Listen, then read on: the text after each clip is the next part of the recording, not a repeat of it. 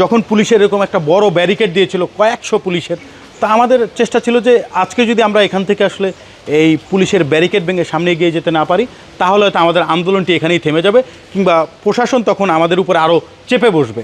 অন্তর্বর্তীকালীন সরকার তো একটা গণ অভ্যুত্থানের সরকার হিসেবে তারা ক্ষমতার মসনদে বসেছে, কিন্তু আমার কাছে তাদের জেস্টার পোস্টারে কখনোই মনে হয়নি যে একটা গণ অভ্যুত্থানের সরকার হিসেবে তারা রয়েছেন।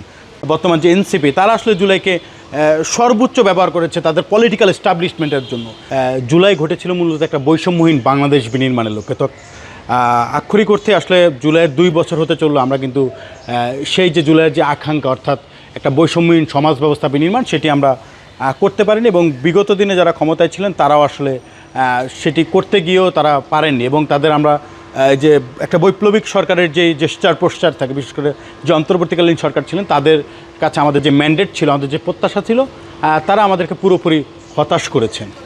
এবং একই সাথে এই জুলাইকে কেন্দ্র করে, জুলাইয়ের পরে, বিশেষ করে যখন জুলাই চলছিল কিংবা 5 আগস্টের আগে, আমরা যারা জুলাইয়ের পক্ষের শক্তি ছিলাম, আমরা সকলে এক এবং ঐক্যবদ্ধ ছিলাম। এবং এক এবং ঐক্যবদ্ধ হয়ে একটা জগদ্দল পাথরের মতো চেপে বসা একটা স্বৈরাচারের বিরুদ্ধে কিন্তু আমরা লড়াই করেছি। কিন্তু 5 আগস্টের পরেই আসলে একটা বিভিন্ন পক্ষের মধ্যে একটা স্বার্থান্বেষী মনোভাব আসলো, এবং সবাই জুলাইকে, সকল পক্ষ তাদের মতো করে আসলে জুলাইকে ব্যবহার করা শুরু করলো, এবং জুলাইকে কুক্ষিগত করে রাজনৈতিক এজেন্ডা বাস্তবায়ন করা কিংবা তাদের যে স্বীয় স্বার্থ সেটি হাসিল করার জন্য একটা নগ্ন প্রচেষ্টা আমরা দেখলাম জুলাইয়ের পরে।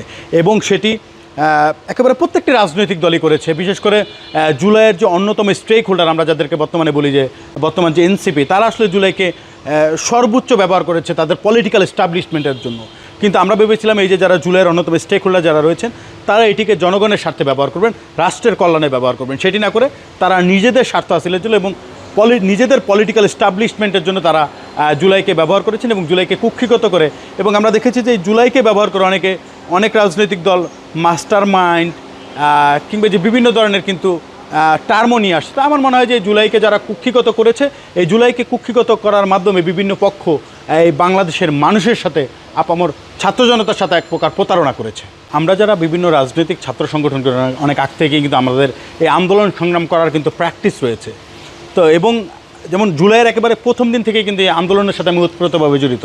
তো এমনও সময় হয়েছে যে আমি মিছিলের প্রথম সারিতে থাকতে চেয়েছি, সার্জিস হাসান হাত জোর করে আমাকে বলেছে যে তোমরা পলিটিক্যাল ব্যানারে, তোমাদেরকে দেখলে এটাকে হয়তো পলিটিক্যাল ট্যাগিং দিবে, যার জন্য আমরা হয়তো তখন প্রেক্ষাপট বিবেচনায় যদিও জীবনের সর্বোচ্চ ঝুঁকি নিয়ে প্রথম সারিতে থাকতে চেয়েছি, কারণ আমরা জানি যে সবার আগে আমরা যারা পলিটিক্যাল ব্যানারে রয়েছে আমাদের উপরেই কিন্তু সেই ঝড় ঝাপটাটা আসবে। তো আমরা তখন ওই প্রেক্ষাপট বিবেচনায় হয়তো প্রথম সারিতে না থেকে তৃতীয় সারিতে থেকেছি, কিন্তু প্রথম সারিতে থাকার মানসিকতা এবং ঝুঁকি সেটি আমরা নিতে চেয়েছিলাম। এবং একই সাথে তখন আসলে এই যে বিষয়গুলো যখন আমরা করছি এবং যখন ঢাকার বাইরে বিভিন্নভাবে আমাদের শিক্ষার্থী ভাই বোনদের উপরে নির্বিচারে গুলি চলছিল, ছাত্রলীগ যুবলীগের অতর্কিত হামলা চলছিল, তখন আসলে আমরা সেটিকে আর মেনে নিতে পারি। তখন আমরা ভেবেছিলাম আমাদের দেয়ালে পিঠ থেকে গেছে, এখন সামনে আমাদের একটাই পথ, যে কোনো ক্রমেই হোক এই বৈষম্য থেকে আমাদেরকে মুক্ত করতে হবে। এবং এই যেহেতু ইতিমধ্যে গুলি চলছে কিংবা শিক্ষার্থীদের উপরে হামলা চলছে, এখান থেকে আর ব্যাকফায়ার করার সুযোগ নেই, আমাদেরকে ফ্রন্টে এগিয়ে যেতে হবে। তো সেই জায়গা থেকে আসলে আসা। এবং যখন পুলিশের এরকম একটা বড় ব্যারিকেড দিয়েছিল কয়েকশো পুলিশের, তা আমাদের চেষ্টা ছিল যে আজকে যদি আমরা এখান থেকে আসলে এই পুলিশের ব্যারিকেড ভেঙে সামনে এগিয়ে যেতে না পারি, তাহলে হয়তো আমাদের আন্দোলনটি এখানেই থেমে যাবে, কিংবা প্রশাসন তখন আমাদের উপর আরও চেপে বসবে। তো সেই জায়গা থেকে আসলে এক প্রকার দস্তাদস্তি করা পুলিশের সাথে, এবং দস্তাদস্তি করার এক পর্যায়ে হয়তো আমার সাথে অনেকেই দস্তাদস্তি করেছে, হয়তো সবার আগে সৌভাগ্যক্রমে হয়তো আমি বেরিয়ে গিয়েছি, কিংবা হয়তো আমার ফুটেজটি সবার সামনে এসেছে। তো এটির ক্রেডিট আসলে আমি একা নিতে চাই না। আমি মনে করি যে আমাদের সকলের ঐকান্তিক প্রচেষ্টার মাধ্যমেই আমরা এই যে পুলিশের ব্যারিকেড ভেঙে সামনে এগিয়ে যেতে পারছিলাম। এবং পুলিশের ব্যারিকেডটি ভাঙার পরে আমার মনে হয়েছিল যে দীর্ঘদিনে যে পরাধীনতার যে শৃঙ্খল, সেই শৃঙ্খল থেকে আমরা মুক্তি পেয়েছি, এমন একটা অনুভূতি আসলে আমাদের মধ্যে জাগ্রত হয়েছিল। অন্তর্বর্তীকালীন সরকার তো একটা গণ অভ্যুত্থানের সরকার হিসেবে তারা ক্ষমতার মসনদে বসেছে, কিন্তু আমার কাছে তাদের জেস্টার পোস্টারে কখনোই মনে হয়নি যে একটা গণ অভ্যুত্থানের সরকার হিসেবে তারা রয়েছেন। তাদের জেস্টার পোস্টার একটা নতজানু ভাব ছিল, মানে নতজানু ভূমিকা আমরা তাদের মধ্যে লক্ষ্য করেছি। এবং একই সাথে আমরা ভেবেছিলাম যে অন্তর্বর্তীকালীন সরকার বিদ্যুৎ গতির সংস্কার কাজ করবেন, কিন্তু সেটি না করে আমরা দেখলাম যে তারা কচ্ছপের গতিতে এগোচ্ছে এবং কচ্ছপের গতির কোনো রকমে সামান্য কিছু কাজ করে তারা কিন্তু দিন শেষে ক্ষমতা থেকে বিচ্যুত হয়েছে বা ক্ষমতা তারা ছেড়ে দিয়ে একটা পলিটিক্যাল গভর্নমেন্টের হাতে ক্ষমতা দিয়েছে এবং পলিটিক্যাল গভর্নমেন্ট আসছে প্রায় 6 মাসের কাছাকাছি হয়েছে। এই সরকারের কাছে আমাদের প্রত্যাশা অনেক, বিশেষ করে আমরা দেখি যে বিভিন্ন সময় এক একজনের এক এক রকম বক্তব্য জুলাই সনদ বাস্তবায়ন নিয়ে, গণভোট নিয়ে। তো আমরা একেবারে স্পষ্টভাবে আমরা জানিয়ে দিতে চাই এই যে বর্তমানে যারা ক্ষমতায় রয়েছেন তাদেরকে যে গণভোট এবং এই যে জুলাই সনদের যে আকাঙ্ক্ষা এটির বাস্তবায়ন যে কোনো মূল্যই হোক এই সরকারকে করতে হবে। যদি এটি নিয়ে কোনো রকম তালবাহানা এই সরকার করে তাহলে জনগণ এই সরকারের কাছ থেকে মুখ ফিরিয়ে নেবে এবং এই সরকারের যখন ভবিষ্যতে ক্রাইসিস মোমেন্ট আসবে তখন কিন্তু এই সরকার কাউকেই তাদের পাশে পাবে না। এবং একেবারে স্পষ্টভাবে আমরা যদি মোটা দাগে বলি যে কোনো মূল্যেই হোক জুলাইয়ের আকাঙ্ক্ষা বাস্তবায়ন করতে হবে, গণভোটের যে রায় সেটি বাস্তবায়ন করতে হবে এবং জুলাইয়ের যে স্মৃতি জাদুঘর এবং জুলাই যোদ্ধাদের যে নিরাপত্তা নিশ্চিত করা এটি এই রাষ্ট্রকে যে কোনো মূল্যে নিশ্চিত করতে হবে। যদি এটি এই সরকার করতে না পারে তাহলে ভবিষ্যতে যারা এই যে এখনও স্বৈরাচারের দোসর যারা রয়েছেন, যারা এখন ওট পেতে বসে আছেন, বিভিন্ন দেশি বিদেশি ষড়যন্ত্রের সম্মুখীন কিন্তু এই সরকারকে হতে হবে। তো তখন এই সরকার আসলে তার পাশে কাউকে পাবে না বন্ধু হিসেবে।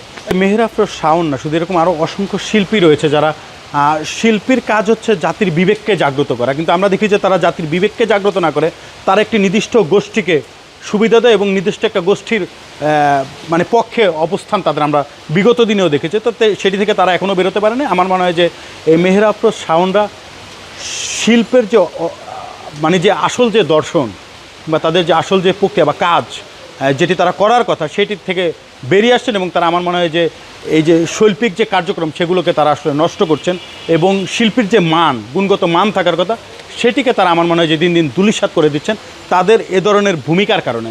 তা আমার মনে হয় যে এই যে মেহের আফরোজ শাওন, তারপরে পিয়া জান্নাতুল কিংবা যে আরও বেশ কয়েকজনকে আমরা দেখি যে আসলে এই যে দ্বিমুখী আচরণ করতে কিংবা এই যে স্বৈরাচারের পক্ষ অবলম্বন করতে, তো এটির মাধ্যমে তাদের নৈতিক স্খলন একেবারে তলানিতে গিয়ে পৌঁছেছে বলে আমরা মনে করছি। এটি থেকে তাদের বেরিয়ে আসা উচিত, বেরিয়ে এসে জনগণের যে আকাঙ্ক্ষা, জনগণের এই যে বৃহত্তর জনগোষ্ঠী যেটা চায় সেটির দিকে তাদের নজর দেওয়া উচিত এবং একই সাথে শিল্পী হিসেবে তাদের আসলে কোনো পক্ষকে বেছে না নিয়ে বরং একেবারে যেটি বাস্তবিক এবং যেটা ন্যায্য সেটির পক্ষে তাদের থাকা উচিত এবং সেটি যদি তারা করেন তাহলেই আমার মনে হয় যে আক্ষরিকত্বে শিল্পীদের যে মান মর্যাদা রয়েছে সেটি অক্ষুণ্ণ থাকবে। বরং এই মেহের আফরোজ শাওনদের মতো লোকদের এই যে ঘৃণ্য ভূমিকার কারণে আমার মনে হয় যে শিল্পীদের মর্যাদা নষ্ট হচ্ছে, ক্ষুণ্ণ হচ্ছে। পিয়া জান্নাতুলরা আসলে এক প্রকার মানে গুপ্ত আওয়ামী লীগ বলতে পারি আমি তাদেরকে, এবং একই সাথে পিয়া জান্নাতুল, মেহের আফরোজ শাওন এরা হচ্ছে কালচারাল ফ্যাসিস্ট। এই কালচারাল ফ্যাসিজমকে তারা আসলে বিভিন্নভাবে সার্ভ করে, সমাজে তারা এটিকে ছড়িয়ে দেওয়ার নগ্ন চেষ্টা করে।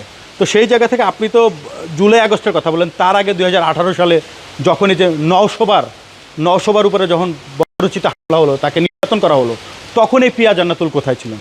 জুলাই আগস্টে যখন এই যে ঢাকা বিশ্ববিদ্যালয়ে মেয়েদের উপরে হামলা হলো, বিভিন্ন জায়গায় মেয়েদেরকে অত্যাচার করা হলো, তখন এই পিয়া জান্নাতুলের এই যে নীতিবাক্য বা এই যে তাদের নীতিবান ভূমিকা সেটি তখন কোথায়? তখন তিনি চুপ ছিলেন। আসলে তিনি ফ্যাসিজমকে সার্ভ করেন, তারা কালচারাল ফ্যাসিস্ট হিসেবে নিজেদেরকে প্রমাণ করেছেন এবং এই কালচারাল ফ্যাসিস্টকে বাংলাদেশে আবার এস্টাবলিশ করার জন্য তাদের এ ধরনের এই যে কর্মকাণ্ড।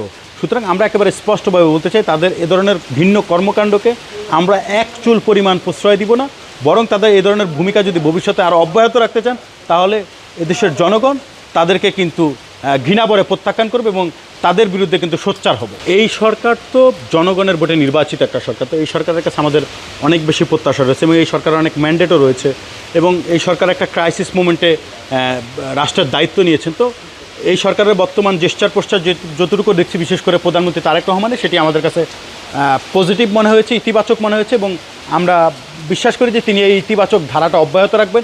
একই সাথে শুধুমাত্র প্রধানমন্ত্রীকে ইতিবাচক হলেই চলবে না, তার যে পূর্ণাঙ্গ অর্গান অর্থাৎ মন্ত্রী পরিষদ থেকে শুরু করে একেবারে আমলাতন্ত্র থেকে শুরু করে যারাই এটির সাথে আইনশৃঙ্খলা বাহিনী সহ যারা এটির সাথে ওতপ্রোতভাবে জড়িত রয়েছেন সকলকে আন্তরিক হতে হবে, আন্তরিক হয়ে এই রাষ্ট্রকে যেন একটা স্থিতিশীল পর্যায়ে নিয়ে যাওয়া যায় এবং এই বাংলাদেশকে যেন বিশ্ব পরিমণ্ডলে একটা ভালো অবস্থান দেওয়া যায়, সেটির ক্ষেত্রে আমার মনে হয় সকলের ইতিবাচক ভূমিকা অত্যন্ত গুরুত্বপূর্ণ।